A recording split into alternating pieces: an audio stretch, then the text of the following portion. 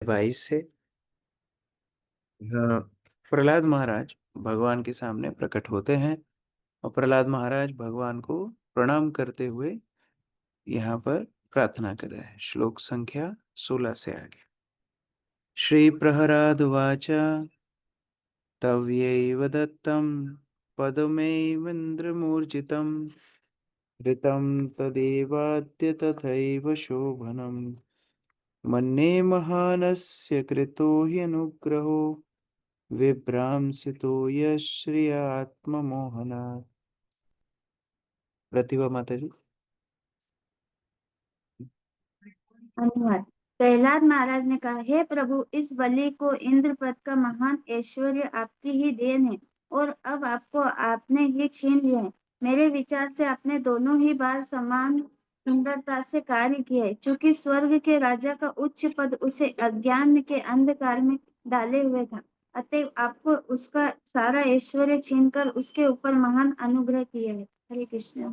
तो लोग जो ये धारणा रखते हैं कि भगवान सब कुछ ले लेंगे, प्रहलाद महाराज स्मरण दिला रहे हैं कि देने वाले भी तो वही है।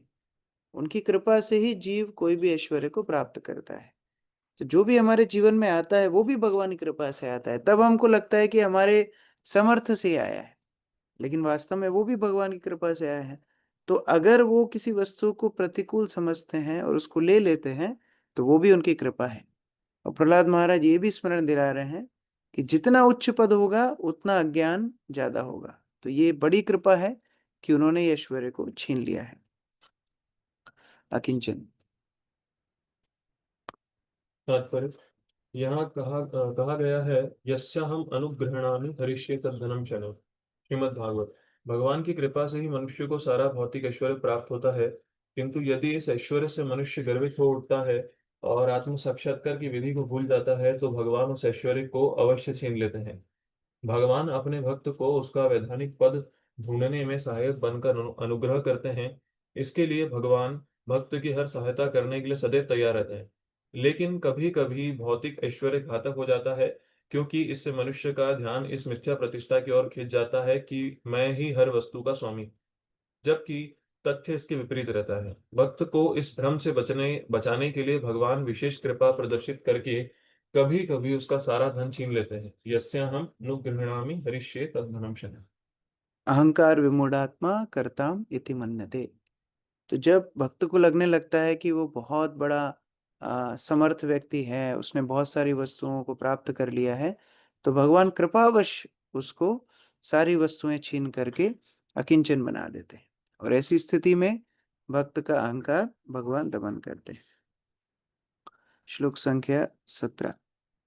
यया हि विद्वान् अपि मुह्यते तत्को विचष्टे गतिमात्मनो यथा तस्मै नमस्ते जगदीश्वराय वै नारायणाय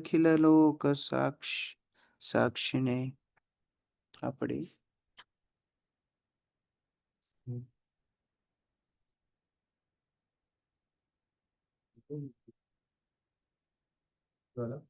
भौतिक ऐश्वर्य इतना मोहक है कि विभिन्न तथा आत्म संयमी व्यक्ति भी आत्मा साक्षात्कार के लक्ष्य को खोजना भूल जाता है।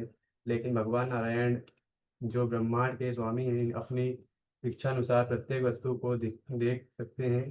ऐसे मैं उन्हें सदा सादर प्रणाम करता हूँ। विद्वान अपि मुह्यते। जो बड़े बड़े विद्वान हैं, ज्ञानी हैं, उनको भी मोहित करने वाले ही भौतिक माया शक्ति है। इसलिए जो भगवान इस माया शक्ति से अपने भक्तों को मुक्त करते हैं उनको मैं प्रणाम करता हूँ। तात्पर्य आप पढ़िए।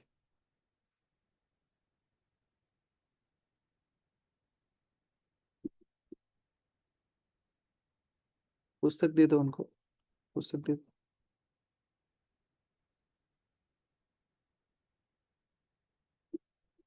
हे विशिष्ट हे विशिष्ट रत्न आत्मन यथा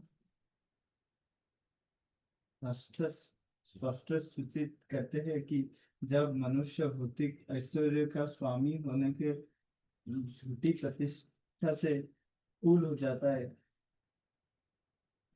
तो निश्चित रूप से वो आत्म साक्षात्कार के लक्ष्य की अपेक्षा करने लगता है। आधुनिक जगत के इस इससे ही स्थिति है। भौतिक ऐश्वर्य में तथाकथित वैज्ञानिक प्रगति के कारण लोगों ने आत्मसाक्षात्कार के मार्ग को पूरी तरह त्याग दिए हैं। व्यवहारिक दृष्टि से कोई भी व्यक्ति ईश्वर के साथ अपने संबंध या वो किसी तरह कर्म करे, उन सब के विषय में रुचि नहीं रखता। आधुनिक आधुनिक व्यक्तियों ने ऐसे प्रश्नों के सर्वथा भुला दिया है। व्यक्ति वे भौतिक संपत्ति के पीछे पागल हुए रहते हैं। यदि उस प्रकार की सभ्यता जारी रहे तो शीघ्र ही वो समय आ जाएगा जब पूर्ण पुरुषोत्तम भगवान सारा भौतिक ऐश्वर्य छीन लेंगे। तब लोगों की आंखों खुलेगी। इस प्रकार भगवान की कृपा को समझने के लिए भी आध्यात्मिक जागरूकता चाहिए। सामान्यतः हम लोग कई बार, जो लोग आध्यात्मिक जागरूक नहीं हैं, जो लोग कृष्ण भक्ति के विषय में नहीं जानते हैं, उनके वचनों को बड़ी गंभीरता से ले लेते हैं। वो बोलते हैं कि आप भक्ति कर रहे हो, ये अभी समय नहीं है, या आपके साथ भगवान कितना गलत कर रहे हैं, या देखो भक्तों के समाज में कितनी समस्याएं हैं। लेकिन उनके मत का क्या मूल्य है, क्योंकि वो तो आध्यात्मिक रुझान रखते ही नहीं है। यहाँ प्रहलाद महाराज समझ रहे हैं कि ये भगवान की विशेष कृपा है, और इससे बलि का और साहस बढ़ रहा है, भक्ति पथ पर और दृढ़ता बढ़ रही है। तो इसलिए सुनना किसका चाहिए, ये भी बोध होना चाहिए। जो भक्ति पथ को समझते हैं, उनके मत हमारे जीवन में बड़े आवश्यक है। वो जब बोलेंगे आपको सुधार की आवश्यकता है, तो उसको गंभीरता से लेना चाहिए। लेकिन जो भक्ति पथ से च्युत है, ऐसे व्यक्ति के मत का कोई अर्थ नहीं है। श्रीशुकोवाच तस्यानुशृण्वतो राजन् प्रहरादस्य कृताञ्जले हिरण्यगर्भो भगवान् उवाच मधुसूदनम्। कमल सिंह प्रभु। श्री श्री सुखदेव स्वामी गोस्वामी ने आगे कहा है, हे राजा परीक्षित, तब ब्रह्मा जी अपने पास हाथ जोड़कर खड़े प्रहलाद महाराज सुन सके। इस तरह पूर्ण पुरुषोत्तम भगवान से कहने लगे। तो ब्रह्मा जी उस समय पर वहां प्रकट हुए, बोलना चाह रहे हैं, लेकिन बीच में बलि महाराज की पत्नी का भी उल्लेख हो रहा है। बद्धम विशक्य पतिम साध्वी तत्पत्नी भय विह्वला प्रांजलि प्रणतोपेन्द्रम भवासे वनमुखी नृपा। आप पढ़िए। लेकिन बलि महाराज की सती पत्नी अपने पति को बंदी देखकर भयभीत तथा दुखी थी। तो तुरंत भगवान वामन देव उपेंद्र को नमस्कार किया और हाथ जोड़कर इस प्रकार बोली। राहुल प्रभु पढ़ो।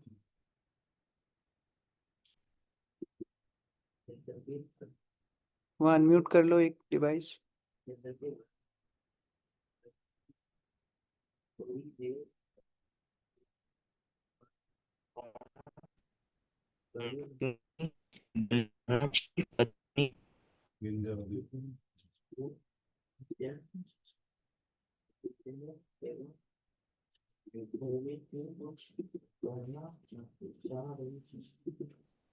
भक्ति में आने के बाद इतनी विनम्रता आ गई कि अभी आवाज ही नहीं आ रही राहुल प्रभु की। तो विंध्यावली जो पत्नी है, और यहाँ पर साध्वी पत्नी बोला है क्योंकि वो जानती है कि सतमार्ग क्या है, असत मार्ग क्या है, और ऐसे विंध्यावली आकर के भगवान को प्रार्थना कर रही है। श्री विंध्यावलीरुवाच क्रीडा क्रीडा क्रीडार्थमात्मानमिदं त्रिजकृतं ते स्वायं यतुं तत्र कुधीयुपरस ईश कुर्या कर्तु प्रभोस्तव किमस् यत् अवाहन्ति त्यक्ता ह्रियस्त्वदप अवरोपित कार्तवादः। नीतू माता जी। हरे कृष्ण प्रभु जी। श्रीमती विंध्यावली ने कहा कि हे प्रभु, आपने निजी लीलाओं का आनंद उठाने के लिए संपूर्ण ब्रह्मांड की रचना की है, किंतु मूर्ख तथा बुद्धिहीन व्यक्तियों ने भौतिक भोग के लिए उस पर अपना स्वामित्व जताया है। निसंदेह वे निर्लज संशयवादी हैं। वे झूठे ही स्वामित्व जताकर यह सोचते हैं कि वे दान दे सकते हैं और उसको भोग सकते हैं। ऐसी दशा में भला वे आपकी कौन सी भलाई कर सकते हैं, जो इस ब्रह्मांड के स्वतंत्र सृष्टा, पालक तथा संहारक है। हरे कृष्ण ऐसा प्रभु। नहीं है कि विंध्यावली को बड़ा मजा आ रहा था कि उसके पति को इस तरह दंड मिल रहा है। वो द्वेष भावना से नहीं बोल रही थी, लेकिन साध्वी है, पिछले श्लोक में बताया है, वो धर्म को जानती है। तो वो बताना चाह रही है कि हम निर्लज्जवश ये सोचते हैं कि संपत्ति हमारी है, लेकिन वास्तव में हर वस्तु के स्वामी आप हैं। तो आप जो ये परीक्षा ले रहे हो, वो एकदम श्रेयस्कर है। तो इस तरह एकदम सटीक धर्म को जानने वाली उनकी पत्नी यहाँ पर उल्लेख कर रही है। अर्चना माता जी। तात्पर्य: बलि महाराज की पत्नी ने अत्यंत बुद्धिमती होने के कारण अपने पति के बंदी बनाए जाने का अनुमोदन किया और उन पर बुद्धिहीन होने का आरोप लगाया, क्योंकि उन्होंने श्री भगवान की संपत्ति पर अपना स्वामित्व जताया था। ऐसा दावा आसुरी जीवन का लक्षण है। यद्यपि देवतागण, जिन्हें श्री भगवान ने व्यवस्था चलाने के लिए कार्यकारी नियुक्त किया है, भौतिक भोगों के प्रति आसक्त रहते हैं, किंतु वे कभी भी ब्रह्मांड पर अपना स्वामित्व नहीं जताते, क्योंकि उन्हें ज्ञात है कि हर वस्तु के वास्तविक मालिक पूर्ण पुरुषोत्तम भगवान है। देवताओं की यह योग्यता है, किंतु असुरगण श्री भगवान के एकाधिकार को स्वीकार करने के बजाय राष्ट्रीयता की हदबंदी के माध्यम से ब्रह्मांड की संपत्ति का दावा करते हैं। वे कहते हैं, यह भाग मेरा है, यह भाग तुम्हारा है।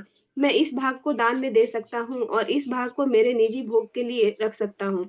ये सब आसुरी धारणाएं हैं। इसका वर्णन श्रीमद् भगवद गीता में हुआ है। इदम अद्य मया लब्धम इमं प्राप्यस्य मनोरथम। अभी तक मैंने इतना धन तथा इतनी भूमि प्राप्त की है। अब मुझे इसमें और भी वृद्धि करनी है। इस प्रकार मैं सबसे बड़ा स्वामी बन जाऊंगा। भला मेरी बराबरी कौन कर सकता है? ये सब आसुरी विचार हैं। बलि महाराज की पत्नी ने अपने पति पर यह दोष लगाया कि यद्यपि पूर्ण पुरुषोत्तम भगवान ने उन पर असामान्य अनुग्रह करके उन्हें बंदी बनाया है और यद्यपि वे श्री भगवान के तीसरे पग के लिए अपना शरीर अर्पित कर रहे हैं, किंतु वे फिर भी अज्ञान के अंधकार में हैं। वास्तव में वह शरीर उनका नहीं है, किंतु अपनी दीर्घकालीन आसुरी मनोवृत्ति के कारण वे इसे समझ नहीं पाए। उन्होंने सोचा कि वे अपने दान के वचन को पूरा न कर पाने से अपयश के भागी हुए हैं और चूंकि शरीर उनका है, अतएव वे अपना शरीर दान देकर इस अपयश से मुक्त हो जाएंगे। किंतु वास्तविकता तो यह है कि शरीर किसी का न होकर पूर्ण पुरुषोत्तम भगवान का है, क्योंकि उन्हीं ने यह शरीर प्रदान किया है। जैसा कि श्रीमद् भगवद गीता में कहा गया है, ईश्वरः सर्वभूतानां हृदये अर्जुन तिष्ठति भ्रामयन् सर्वभूतानि यंत्रारूढ़ानि मायया। श्री भगवान हर एक के हृदय में विराजमान हैं और वे अपनी भौतिक शक्ति के द्वारा जीव को उसकी भौतिक इच्छाओं के अनुसार एक विशेष प्रकार का यंत्र अर्थात शरीर प्रदान करते हैं। यह शरीर वास्तव में उस जीव का नहीं होता, अपितु वह पूर्ण पुरुषोत्तम भगवान का होता है। ऐसी दशा में बलि महाराज शरीर को अपना कैसे कह सकते थे? इस प्रकार बलि महाराज की बुद्धिमती पत्नी विंध्यावली ने प्रार्थना की कि श्री भगवान अपनी अहेतु की कृपा से उनके पति को छोड़ दें। अन्यथा बलि महाराज क्या थे? एक लज्जाहीन असुर, जिन्हें त्यक्त कर्तृवादा कहा गया है, अर्थात ऐसा मूर्ख व्यक्ति जो परम पुरुष की संपत्ति पर अपना स्वामित्व जता रहा हो। इस कलयुग में ऐसे निर्लज बुद्धिहीनों की संख्या बढ़ गई है, जो श्री भगवान के अस्तित्व में विश्वास नहीं करते। श्री भगवान की सत्ता का उल्लंघन करने के प्रयास में तथाकथित विज्ञानी, दार्शनिक तथा राजनीतिज्ञ विश्व के विनाश की योजनाएं तैयार करते रहते हैं। वे विश्व कल्याण के लिए कुछ भी नहीं कर सकते और दुर्भाग्यवश कलयुग के कारण उन्होंने वैश्विक व्यवस्था को अव्यवस्थित कर दिया है। इस तरह उन अबोध लोगों के लाभ के लिए, जो ऐसे असुरों के प्रचार द्वारा भ्रमित हो रहे हैं, कृष्ण भावनामृत आंदोलन की नितांत आवश्यकता है। यदि वर्तमान स्थिति को इसी रूप में चलने दिया गया, तो लोगों को इन असुर दुर्बुद्धियों के नायकत्व में अधिकाधिक कष्ट झेलने होंगे। तो स्वयं व्यक्ति का शरीर भी उसका नहीं है, वो भी भगवान के द्वारा प्रदत्त है। तो और किसी वस्तु की क्या बात की जा सकती है? इसलिए विंध्यावली बोल रही है, अगर आप कृपावश छोड़ सकते हैं तो छोड़ दीजिए, क्योंकि ये आपको कुछ देने में असमर्थ है। अभी ब्रह्मा जी उनके लिए वकालत कर रहे हैं। श्री ब्रह्मवाच भूत भावन भूतेश देवदेव जगन्मया मुंचैनम हृत सर्वस्वम नायमर्हति निग्रहम। शुभम प्रभु।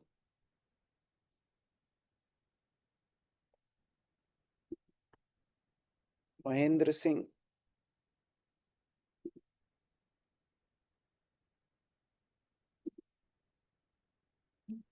हरे कृष्ण प्रभु जी। ब्रह्मा जी ने कहा, हे समस्त जीवों के हितैषी एवं स्वामी हैं, हे सभी देवताओं के पूज्य देव हैं, सर्वव्यापी भगवान, अब यह व्यक्ति पर्याप्त दंड पा चुका है, क्योंकि आपने इसका सर्वस्व ले लिया है। अब आप इसे छोड़ दें, अब यह अधिक दंडित होने का पात्र नहीं है। आगे पढ़िए। तात्पर्य यह, ब्रह्मा जी ने देखा कि प्रहलाद महाराज तथा विंध्यावली पहले ही भगवान के पास बलि महाराज के लिए कृपया याचना करने पहुंच चुके हैं, तो वे भी उनके साथ हो लिए और सांसारिक गणनाओं के आधार पर बलि महाराज को मुक्त किए जाने की स्तुति करने लगे। वास्तव में भगवान के पास में बंधना भी, ये भी बहुत बड़ा सौभाग्य है, लेकिन बाह्य दृष्टि से दिख रहा है कि वो बड़े कष्ट में हैं, बंदी हैं। तो उनको मुक्त करने के लिए ब्रह्मा जी ने देखा पहले ही 2 लोग प्रार्थना कर चुके हैं, तो साहस करके स्वयं ने ही प्रार्थना किया कि बहुत दंड दे चुके, बहुत इनको त्रास दे चुके, अब आप इनको मुक्त कर दीजिए। वैसे ही सब कुछ दे चुका है, अभी कुछ बचा नहीं इसके पास देने के लिए। कृष्णा तेनेन दत्ता भूर्लोका कर्मार्जिताश्चये निवेदितं च सर्वस्वं आत्मा विक्लव्या धिया।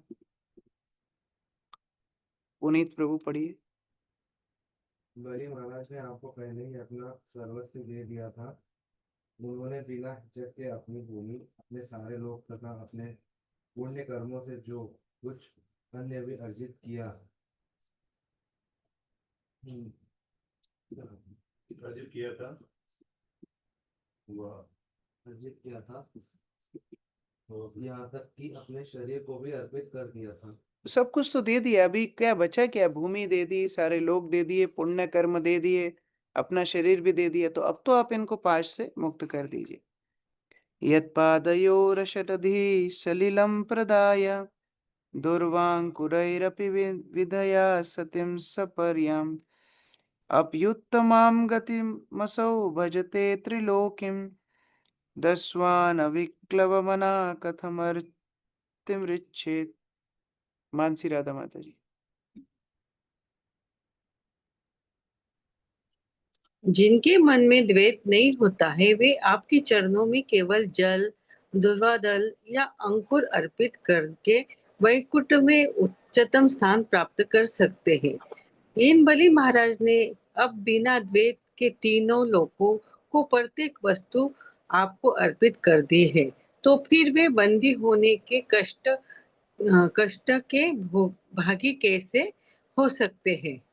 तो द्वैत अर्थात जिनके अंदर कपटता नहीं है, जो ऐसा नहीं कि दिखाने के लिए कुछ कर रहे हो और अंदर में कोई और भाव ना हो, द्वैत भाव नहीं है। सच्चे भाव से अगर आपको कोई थोड़ा जल, थोड़ी दुर्वा, थोड़े अंकुर इत्यादि भी अर्पित कर देता है, आप उसको वैकुंठवास दे देते हो। तो बलि महाराज ने सब कुछ अर्पित कर दिया और आप उनको बंदी कर रहे हो, ये तो ठीक नहीं है। ब्रह्मा जी उस तरह प्रार्थना कर रहे हैं। तात्पर्य अरविंद प्रभु।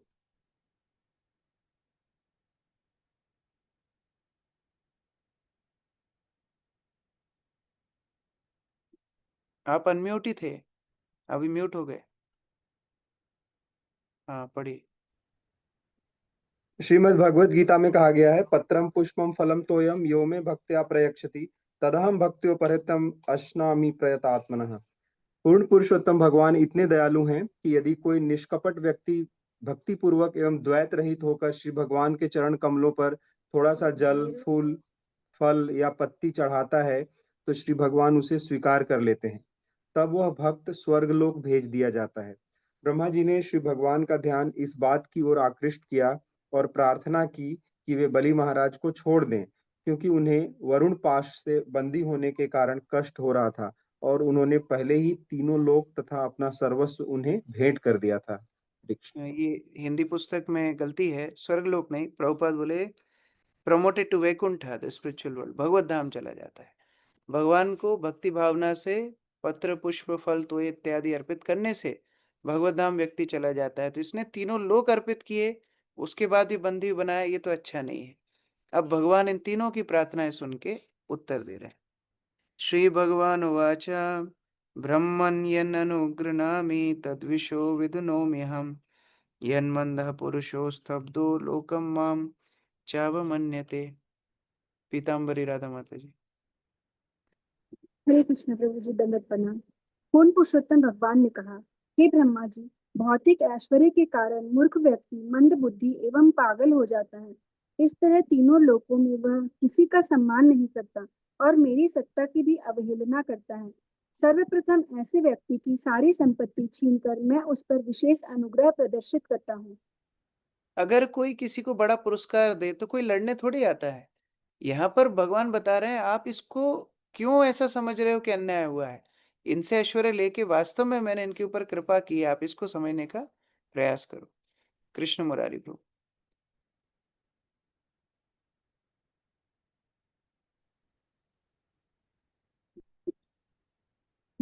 तात्पर्य, जो सभ्यता भौतिक ऐश्वर्य में उन्नति के कारण ईश्वर विहीन हो गई है, वह अत्यंत खतरनाक होती है। ऐश्वर्य के कारण भौतिकवादी इतना दम्भी हो जाता है कि वह किसी का सम्मान नहीं करता और पूर्ण पुरुषोत्तम भगवान की सत्ता को भी नकारता है। ऐसी मनोवृत्ति का परिणाम निश्चित रूप से अत्यंत घातक होता है। विशेष अनुग्रह दिखलाने के लिए श्री भगवान कभी कभी बलि महाराज जैसे व्यक्ति को एक उदाहरण बनाते हैं, जो अब सारी संपत्ति से रहित हो गए थे। हरे कृष्ण। ऐसी परिस्थिति से भगवान अपने भक्तों को पहले ही निकाल लेते हैं, जो आगे जाकर के बंधन का कारण बने। भगवान बोल रहे हैं, ये तो मैंने उनके ऊपर अनुकंपा की है। यदा यदा कदाचित् जीवात्मा संसरन् निज कर्मभिः नानयोनिशनिशोऽयं पौरुषं गतिम् अव्रजेत्। कृष्ण पटेल प्रभु। हरे कृष्णा प्रभु जी, दंडवत प्रणाम। अपने ही सकाम कर्मों के कारण विभिन्न योनियों में जन्म मरण के चक्र में बारंबार घूमते हुए परतंत्र जीव सौभाग्य से मनुष्य का शरीर प्राप्त कर सकता है। यह मनुष्य जन्म विरले ही प्राप्त हो पाता है। तो पहली बात, सबसे बड़ा सौभाग्य जीव का इतने योनियों में भटकने के बाद मनुष्य जीवन को प्राप्त करना है। और मनुष्य जीवन के अंदर क्या करना चाहिए, आगे श्लोकों में बताया है। और ऐसे मनुष्य जीवन को प्राप्त करने के बाद अगर कोई अहंकार में पड़ जाए, भगवान को भूल जाए, तो ये कितना बड़ा दुर्भाग्य है। मतलब पशु बन गया दोबारा से, मनुष्य का शरीर होते हुए पशुवत जीवन जी रहा है। ऐसे व्यक्ति से अगर ऐश्वर्य छीन लिया जाए और वो भक्ति में आ जाए, तो ये सबसे बड़ी अनुकंपा है। हरे यामिनी माता जी, तात्पर्य। तात्पर्य, भगवान पूर्ण स्वतंत्र हैं। इस प्रकार यह सदा सच नहीं होता कि किसी जीव के सारे ऐश्वर्य की हानि उस पर भगवत कृपा की सूचक हो। भगवान जैसा भी चाहे कर सकते हैं। वे किसी का ऐश्वर्य छीन सकते हैं या नहीं भी छीनते। जीव की अनेक योनियां हैं और भगवान परिस्थितियों की ध्यान में रखकर उनके साथ इच्छा अनुसार व्यवहार करते हैं। सामान्यतः यह समझा जाता है कि मनुष्य योनि सबसे अधिक दायित्वपूर्ण है। पुरुष प्रकृतिस्थो हि भुंगे प्रकृति जना गुणा कारणम गुण संग यस्य सद सद्यो निजमसु। भौतिक प्रकृति में आप अनम्यूट हो गए, यामिनी माता यह जी। भौतिक प्रकृति के साथ उनकी संगति का फल है। इस तरह विविध योनियों में उसे अच्छी और बुरी परिस्थितियां मिलती रहती हैं। भगवत गीता इस प्रकार अनेक योनियों में घूमता हुआ जीव मनुष्य जीवन का अवसर प्राप्त करता है। इसलिए प्रत्येक मनुष्य को, विशेष रूप से सभ्य राष्ट्र या संस्कृति वाले मनुष्य को, अपने कार्यों में अत्यधिक उत्तरदायी रहना चाहिए। उसे अगले जीवन में स्वयं को संकट में नहीं डालना चाहिए, क्योंकि शरीर बदल जाएगा तथा देहांतरः प्राप्ति। अतएव हमें अत्यधिक सतर्क रहना चाहिए। कृष्ण भावनामृत का उद्देश्य यह देखना है कि जीवन का सही उपयोग हो। मूर्ख जीव अपने को सभी प्रकार के नियंत्रण से मुक्त घोषित करता है, जबकि वास्तव में वह मुक्त नहीं रहता। वह पूरी तरह प्रकृति के नियंत्रण में रहता है। अतएव उसे अपने जीवन के कार्यों में अत्यंत सावधान एवं उत्तरदायी होना चाहिए। तो ऐसा नहीं है अब कोई भी दरिद्र बन रहा है तो भगवान की कृपा है, ये भी मूर्खता है। जो भगवान के ऊपर समर्पित भक्त हैं उनके जीवन में संपदा हो विपदा हो दोनों भगवान की कृपा है। और जो भगवान के ऊपर आश्रित नहीं है वो केवल अपना कर्म भोग भोग रहे हैं, तो उनके जीवन में दरिद्रता आए चाहे संपदा आए वो उनके कर्मों का फल है। दोनों भाई रूप से एक जैसे दिखते हैं लेकिन बहुत अंतर है। जन्म कर्म वयोरूपा विद्याश्वर्य धनादिभि यदस्य न भवे स्तंभस तत्रायम मद अनुग्रह। गायत्री माता जी।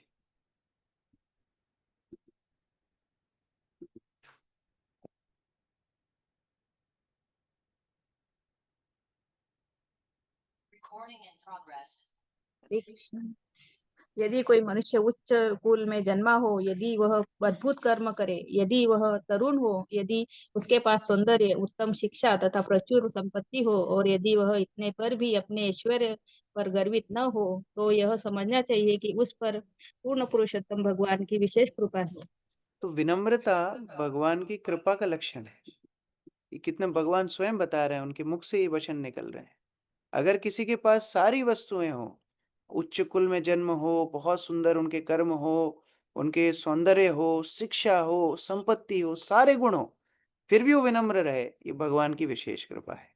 तो ये विनम्रता एक शक्ति है, हर किसी के अंदर नहीं आ सकती। जिसके पास कुछ नहीं है वो विनम्र हो अलग बात है, लेकिन सारी वस्तुएं होने के बाद भी अगर कोई व्यक्ति विनम्र है, भगवान की विशेष अनुकंपा है। महारानी माता जी। तात्पर्य, यदि इन सब ऐश्वर्यों के होते हुए भी कोई मनुष्य घमंडी नहीं होता, तो यह समझना चाहिए कि वह भली भांति यह जानता है कि उसका सारा ऐश्वर्य पूर्ण पुरुषोत्तम भगवान की कृपा के फल स्वरूप है। अतः वह अपनी सारी संपत्ति श्री भगवान की सेवा में लगा देता है। भक्त भली भांति जानता है कि उसका सर्वस्व, यहाँ तक कि उसका शरीर भी श्री भगवान का है। यदि कोई पूर्णतः ऐसी कृष्ण भावना में रहता है तो वह यह समझना चाहिए कि उस पर श्री भगवान की विशेष कृपा है। निष्कर्ष यह है कि धन से वंचित होने से पूर्ण पुरुषोत्तम भगवान की विशेष कृपा नहीं मानना चाहिए। प्रयुक्त यदि कोई अपने ऐश्वर्य पूर्ण पद से निरंतर बना रहता है और व्यर्थ ही घमंड नहीं करता और यह नहीं सोचता कि हर वस्तु का स्वामी है, तो यह श्री भगवान की विशेष कृपा है। मानस्तंभ निमित्तानां जन्मादिनां समन्तता सर्वश्रेय प्रतिपानां हंत मुह्येन मत्परा। मोनिका माता जी। यद्यपि उच्च कुल में जन्म एवं ऐसे अन्य ऐश्वर्य भक्ति की उन्नति में बाधक होते हैं, क्योंकि ये झूठी प्रतिष्ठा तथा घमंड के कारण है, किंतु श्री भगवान के अनन्य भक्त को ये ऐश्वर्य कभी विचलित नहीं करते। तात्पर्य, ध्रुव महाराज जैसे भक्तों पर जिन्हें असीम भौतिक ऐश्वर्य प्राप्त था, पूर्ण पुरुषोत्तम भगवान की विशेष कृपा होती है। एक बार कुबेर ने ध्रुव महाराज को एक वर देना चाहा, किंतु ध्रुव ने उनसे यही याचना की कि मैं पूर्ण पुरुषोत्तम भगवान की भक्ति करता रहूं। यद्यपि वे चाहते थे तो उनसे कितना ही भौतिक ऐश्वर्य मांग सकते थे। जब भक्त श्री भगवान की भक्ति में स्थिर होता है तो श्री भगवान को उसे उसके भौतिक ऐश्वर्य से वंचित करने की आवश्यकता नहीं रहती। पूर्ण पुरुषोत्तम भगवान भक्ति के कारण अर्जित धन को कभी नहीं छीनते। यद्यपि वे कभी कभी पुण्य कर्मों के द्वारा अर्जित धन को हर लेते हैं। वे भक्त को दर्प रहित करने के लिए या उसे भक्ति के बेहतर पद पर स्थित करने के लिए ऐसा करते हैं। यदि किसी विशेष भक्त का कार्य प्रचार करना हो, किंतु यदि वह अपने पारिवारिक जीवन या ऐश्वर्य को त्याग कर भगवत सेवा नहीं करता, तो श्री भगवान निश्चित रूप से उसका भौतिक ऐश्वर्य छीन लेते हैं और उसे भक्ति से स्थापित कर देते हैं। इस तरह शुद्ध भक्त कृष्ण भावनामृत के पूर्ण प्रचार कार्य में लग जाता है। हरे कृष्ण। तो तीन चीजें यहाँ भगवान बता रहे हैं। सबसे पहले, जो अहंकारी है लेकिन भक्ति करना चाहता है, भगवान उसका ऐश्वर्य छीन लेते हैं। दूसरा, जो भक्त नहीं है उसके जीवन में संपदा विपदा जो है उसके कर्मों के कारण है। तीसरा, जो भक्ति के अनुकूल है उसका ऐश्वर्य भगवान नहीं भी छीनते हैं, क्योंकि ऐसे शुद्ध भक्त ऐश्वर्य से प्रभावित नहीं होते। इसलिए ध्रुव को दिया, प्रहलाद को दिया, पांडवों को दिया, ऐश्वर्य देकर भी उनको भक्ति में स्थित रखा। और अंत में प्रभुपाद वास्तव में स्वयं का उदाहरण दे रहे हैं। प्रभुपाद बोले शुद्ध भक्त का भगवान ऐश्वर्य छीनते हैं जिससे वो प्रचार कार्य में पूर्ण रूप से लग जाए। तो ये भी भगवान की अनुकंपा है। एष दानव दैत्यानाम अग्रणी कृतिवर्धना अजासित अजयाम मायाम सिदन्नपि न मुह्यति। हंसराज प्रभु। बलि महाराज असुरों एवं नास्तिकों में सर्वाधिक विख्यात हो गए हैं, क्योंकि अपने सारे ऐश्वर्य से वंचित होकर भी वे अपनी भक्ति में अचल हैं। तात्पर्य और इस श्लोक में बलि का यहाँ पर उल्लेख विशेषता भगवान कर रहे हैं कि वास्तव में उसकी तो विख्यात करने के लिए, इसकी प्रतिष्ठा फैलाने के लिए मैं इसकी परीक्षा ले रहा हूँ, क्योंकि इतना सब हरने के बाद भी ये भक्ति में अचल है, दृढ़ है, इससे इसकी ख्याति और बढ़ गई है। तो शुद्ध भक्तों की परीक्षा भगवान इसलिए नहीं लेते कि उनको कोई कर्म बंधन में भगवान डालना चाहते हैं, इसलिए लेते हैं कि उनकी कीर्ति का और ज्यादा बखान हो सके, उनकी कीर्ति महिमा और ज्यादा प्रचारित हो सके। प्रथम प्रभु। तात्पर्य इस श्लोक में सिद्धन्पि न मुह्यति पद अत्यंत महत्वपूर्ण है। कभी कभी भक्ति करते हुए भक्त संकट में फंस जाता है। संकट में हर व्यक्ति शोक करता है और दुखी होता है, किंतु भक्त भगवत कृपा से बुरी स्थिति में भी यह समझ सकता है कि पूर्ण पुरुषोत्तम भगवान उसकी कठिन परीक्षा ले रहे हैं। बलि महाराज ऐसी सारी परीक्षाओं में उत्तीर्ण रहे, जैसा कि अगले श्लोकों से प्रकट है। अब भगवान रिजल्ट खोल रहे हैं। क्षीणारिक्तश्चितोत्थानात् क्षिप्तो बद्धश्च शत्रुभिः ज्ञातिभिश्च परित्यक्तो यातनामनुयापितः गुरुणा भर्तिस्तशप्तो जौः सत्यं न सुव्रता छलैरुक्तो मया धर्मो नायं त्यज्यति सत्यवाक्। सीमा माता जी पढ़िए। बलि महाराज यदि भी धन विहीन, अपने मौलिक पद से च्युत, अपने शत्रुओं द्वारा पराजित तथा बंदी बनाए गए, अपने कुटुंबियों तथा मित्रों द्वारा भर्त्सित हुए और परित्यक्त बांधे जाने की पीड़ा से त्रस्त तथा अपने गुरु द्वारा भर्त्सित तथा शापित थे, किंतु वे अपने व्रत में अटल रहे। उन्होंने अपना सत्य नहीं छोड़ा। मैंने तो निश्चित रूप से छल से धर्म के विषय में बातें कही, किंतु उन्होंने अपना धर्म नहीं छोड़ा, क्योंकि वे अपने वचन के पक्के थे।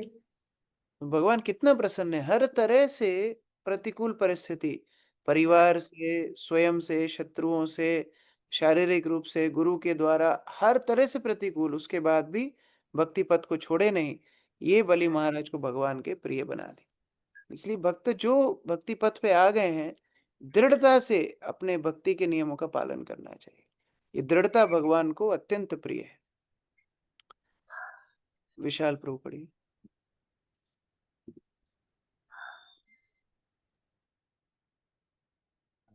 तात्पर्य बलि महाराज ने पूर्ण पुरुषोत्तम भगवान द्वारा ली गई कठिन परीक्षा उत्तीर्ण की। यह श्री भगवान द्वारा अपने भक्त पर कृपा का अन्य प्रमाण है। कभी कभी श्री भगवान भक्ति की इतनी कठिन परीक्षा लेते हैं जो लगभग असहाय होती है। बलि महाराज को जिस स्थिति में पहुंचा दिया गया था, उसमें किसी के लिए भी जीवित रह पाना कठिन था, किंतु बलि महाराज ने इन सभी कठिन परीक्षाओं तथा तपस्याओं को सह लिया। तो यह श्री भगवान की कृपा ही है। श्री भगवान निश्चित ही भक्त की सहनशीलता को सराहते हैं और भक्त के भावी महिमा गान के लिए इसे अंकित कर लिया जाता है। यह कोई सरल परीक्षा न थी, जैसा कि इस श्लोक में वर्णन हुआ है।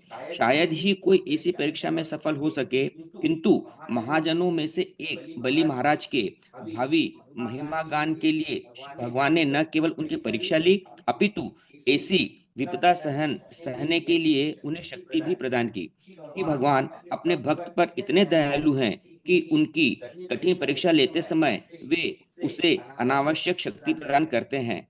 जिससे वह उसे सह सके और यशस्वी भक्त बना रह सके। हरे कृष्ण। भगवान अनावश्यक नहीं, आवश्यक शक्ति, भगवान जितनी आवश्यक शक्ति चाहिए भक्त की परीक्षा उत्तीर्ण करने के लिए वो भी भक्त को प्रदान करते हैं। इसलिए कभी ये नहीं सोचना चाहिए कि मेरे जीवन में इतनी कठिन परिस्थिति आ रही है, ये तो और किसी के जीवन में आई नहीं है, इसलिए मैं भक्ति नहीं कर पा रहा हूँ, ये मेरा यूनिक केस है और इसीलिए कोई दिक्कत नहीं है, मैं आगे भक्ति अच्छे से करूंगा। नहीं, भगवान उतनी ही परीक्षा लेते हैं जितना भक्त सहन कर सके और भगवान उसके लिए समर्थ भी देते हैं कि वो परीक्षा में उत्तीर्ण हो सके। इसलिए हर परिस्थिति में भक्ति में दृढ़ रहना ये भक्त के लिए संभव है भगवान की कृपा से। एष मे प्रापितः स्थानं दुष्प्रापम् अम्ररैरपि सावर्णैरन्तरस्यायं भवितेन्द्रो मदाश्रया। अंकित प्रभु पढ़िए। अनुवाद। श्री भगवान ने आगे कहा, उसकी महान सहन शक्ति के कारण मैंने उसे यह स्थान प्रदान किया है जो देवताओं को भी सुलभ नहीं हो पाता। वह सावर्णी मनु के काल में स्वर्ग के राजा इंद्र बनेंगे। संजय प्रभु। हरे कृष्ण। तात्पर्य, यह पूर्ण पुरुषोत्तम भगवान की कृपा है, यहाँ तक कि जब श्री भगवान भक्त के भौतिक ऐश्वर्य को छीनते हैं तो वे उसे तुरंत ऐसा स्थान प्रदान करते हैं जो देवताओं को स्वप्न में भी सुलभ नहीं हो सकता। भक्ति के इतिहास में ऐसे अनेक उदाहरण मिलते हैं। ऐसा एक उदाहरण सुदामा विप्र का ऐश्वर्य है। सुदामा विप्र को भौतिक संपत्ति की सख्त तंगी थी, किंतु वे विचलित नहीं हुए और भक्ति के पथ से हटे नहीं। अंत में भगवान श्री कृष्ण ने कृपा करके उन्हें उच्च स्थान प्रदान किया। यहाँ पर मदाश्रय शब्द अत्यंत महत्वपूर्ण है, क्योंकि श्री भगवान बलि महाराज को इंद्र का उच्च पद देना चाहते थे। अतएव स्वभावतः सारे देवता उनसे ईर्ष्यालु हो जाते और उन्हें उस पद से विचलित करने के लिए लड़ाई करते। किंतु पूर्ण पुरुषोत्तम भगवान ने बलि महाराज को आश्वासन दिया कि वे उनके आश्रय में मदाश्रय रहेंगे। हरे कृष्ण। जैसे कालिया को भगवान ने आश्वासन दिया, मेरे चरणों का तुम्हें स्पर्श मिला, अब गरुड़ तुम्हें परेशान नहीं करेगा, उसी तरह सारे देवता परेशान नहीं करेंगे क्योंकि तुम मेरे आश्रय में हो। और इंद्र तो है, इंद्र तो बनाएंगे ही, लेकिन मनु भी बनाएंगे, सावर्णी मनु, वो इंद्र इत्यादि से भी ऊंचा स्थान मनु का होता है। एक मनु के कार्यकाल में कई कई देवता बदल जाते हैं। तो इस प्रकार से भगवान ने बलि महाराज को बहुत सारे पुरस्कारों से अलंकृत किया। तावत, तब तक, जब तक ये नहीं होता तब तक क्या रहोगे। तावत सुतलम अध्यास्ताम विश्वकर्मा विनिर्मितम यदाद्यो विद्यादयश्च क्लमस्तंद्रा पराभव नोपसर्गा निवसात्सताम संभवन्ति ममेक्षया। सुदेवी माता जी पढ़िए। हरे कृष्ण प्रभु जी। जब तक बलि महाराज स्वर्ग के राजा इंद्र का पद प्राप्त नहीं कर लेते तब तक वे सुतल लोक में रहेंगे, जिसे विश्वकर्मा ने मेरे आदेश से निर्मित किया था। चूंकि इसकी रक्षा मेरे द्वारा विशेष रूप से की जाती है, अतः यह मानसिक तथा शारीरिक व्याधियों, थकान, आलस से पराजय तथा अन्य सारे उपद्रवों से मुक्त है। हे बलि महाराज, अब तुम वहां जाकर शांति पूर्वक रह सकते हो। हरे कृष्ण। कोई छोटे मोटे मंत्री से किसी की पहचान होती है, उसको विशेष सुविधाएं मिलती है। यहाँ पर तो भगवान के ऊपर बलि महाराज पूरे आश्रित हुए, भगवान उनको विशेष रूप से सुतल लोक में रखते हैं, जहाँ हर तरह की शारीरिक व्याधियों से जीवन मुक्त है, मानसिक शारीरिक सब तरह से मुक्त, और भगवान स्वयं उस लोक की सुरक्षा करते हैं। आरती माता जी। हरे कृष्ण। विश्वकर्मा स्वर्ग लोक के उच्च प्रासादों के शिल्पी हैं। चूंकि इन्हें बलि महाराज का आवास बनाने के लिए लगाया गया था, अतएव सुतल लोक के महल कम से कम स्वर्ग लोक जैसे अवश्य होने चाहिए थे।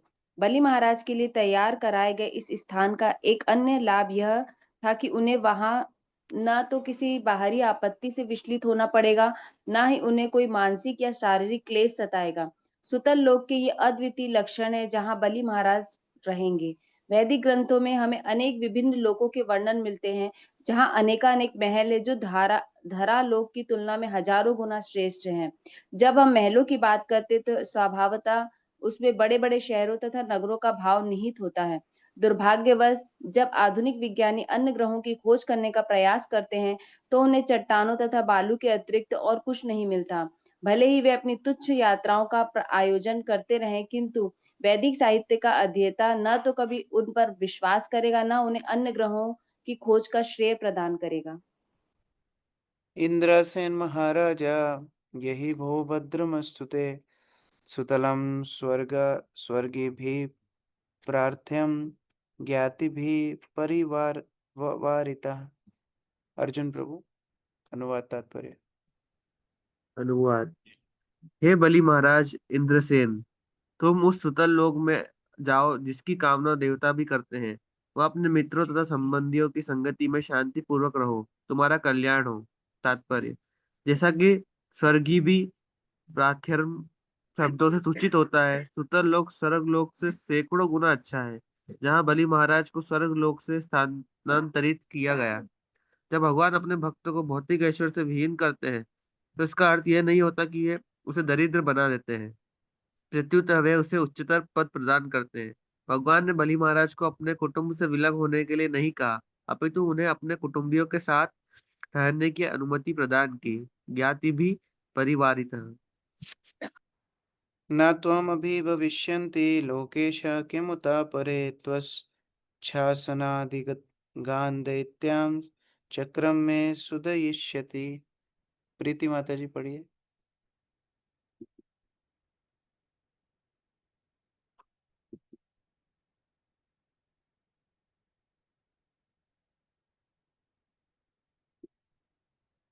कुलदीप प्रभु। हरे कृष्ण प्रभु जी। हे शूरवीर, मैं सदैव तुम्हारे साथ रहूंगा और तुम्हारे संगियों तथा साथ सामग्री समेत तुम्हें सभी प्रकार से संरक्षण प्रदान करूंगा। साथ ही तुम वहां मुझे सदैव देख सकोगे। हरे कृष्ण। सुतल लोक में सामान्य लोग तो क्या, अन्य लोकों के प्रधान देवता भी तुम्हें नहीं जीत पाएंगे। रही असुरों की बात, यदि वे तुम्हारे शासन का उल्लंघन करेंगे तो मेरा चक्र उनका वध कर देगा। भगवान बोल रहे हैं सामान्य लोग क्या, बड़े बड़े देवता भी तुमको नहीं जीत पाएंगे, और असुर यदि करेंगे तो उनको मैं तुरंत मृत्यु प्रदान कर दूंगा। रक्षिष्ये सर्वतोऽहं त्वां सानुगं सपरिच्छदं सदा सन्निहितं वीरा तत्र मां द्रक्ष्यते भवान। और हर तरह से मैं तुम्हें, तुम्हारे संगियों को, तुम्हारी सारी संपदा को सुरक्षा करूंगा, और वहां तुम हमेशा मेरा दर्शन भी कर पाओगे। तत्र दानव दैत्यानां संगाते भाव असुरा दृष्ट्वा मद अनुभवां वै सद्या कुंठो विनङ्क्ष्यति। जाम्बवती। अनुवाद तात्पर्य। संगति में उसमें जो भौतिकवादी विचार चलता है उदित हुई है, वे तुरंत ही विनिष्ट हो जाएंगे। तात्पर्य। श्री भगवान ने बलि महाराज को सभी प्रकार की सुरक्षा के लिए आश्वस्त किया और अंत में यह भी आश्वासन दिया कि वे असुरों की कुसंगति के प्रभाव से उनकी रक्षा करेंगे। बलि महाराज निश्चय ही महान भक्त बन गए, किंतु उन्हें कुछ चिंता थी कि उनकी संगति शुद्ध भक्तिमय नहीं है। इसीलिए श्री भगवान ने उन्हें आश्वस्त किया कि उनकी आसुरी मनोवृत्ति नष्ट हो जाएगी। दूसरे शब्दों में, भक्तों की संगति से आसुरी मनोवृत्ति जाती रहती है। सतां प्रसंगानां मम वीर संविदो भवन्ति हत रसायना लेखकता। जब कोई असुर श्री भगवान की महिमा का गायन करने वाले भक्तों की संगति करता है तो वह क्रमशः शुद्ध भक्त बन जाता है। इस प्रकार श्रीमद् भागवतम के अष्टम स्कंद के अंतर्गत बलि महाराज द्वारा आत्मप्रवर्तन नामक 22वें अध्याय के तो बलि महाराज बोल सकते थे कि एक तरफ तो आप सारी संपदा को लिए बता रहे हैं कि ये कृपा है, और दूसरी तरफ दूसरी संपदा दे रहे हो, सुतल लोग भेज रहे हो, तो ये कैसी अनुग्रह हुई। तो भगवान अंत में बोलते हैं मेरा दर्शन हमेशा करोगे, मेरे भक्तों की संगति करोगे, और उस प्रकार अपनी आसुरी भावनाओं से मुक्त हो जाओगे, मेरी भक्ति को प्राप्त करोगे। तो इस प्रकार बलि महाराज के समर्पण को भगवान स्वीकार करते हैं और उन्हें शुद्ध भक्ति प्रदान करते हैं। हरे कृष्ण। ग्रंथराज श्रीमद् भागवतम की जय, श्री प्रभुपाद की जय, संवेद भक्तवृंद की जय।